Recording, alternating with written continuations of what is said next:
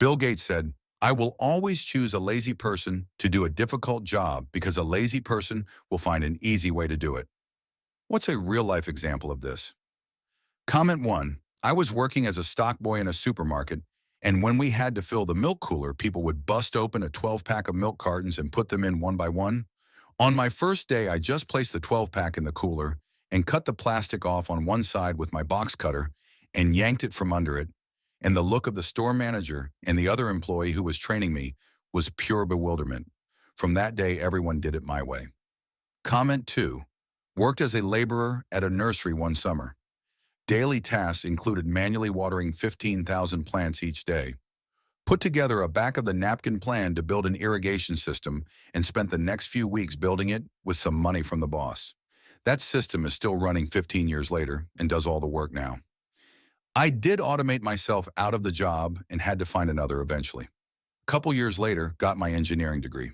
I'm convinced engineers are inherently lazy people that will spend a disproportionate effort to make things easier.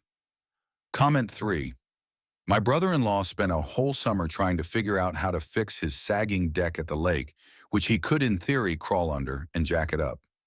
It would have been a tunneling project. It's a 60 by 60 area, all long 2 by 6 boards. Massive. I sat there long enough with enough beers in me to come up with the idea of just cutting a square out of the sagging area about 3 feet by 3 feet, jacking it up, then re-screwing down the boards. He paints the thing every spring with a roller anyhow, so it's not like the square cut shows up.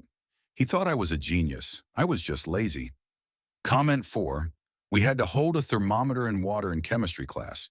It probably was only a 20-minute experiment, but your arms get tired after a couple minutes, and you can't let the thermometer touch the bottom of the pan or it won't get an accurate reading. So instead of sucking it up and just holding the thermometer, my lab partner built a contraption out of lab books and paper clips to somehow hold the thermometer in the water without it touching bottom. It was the stupidest looking thing you would ever see in a lab class, and our professor even walked over and said, "If it looks stupid, sounds stupid, but it works, then it isn't stupid." My lab partner and I joked that he wasn't talking about the contraption but the intellect of my lab partner.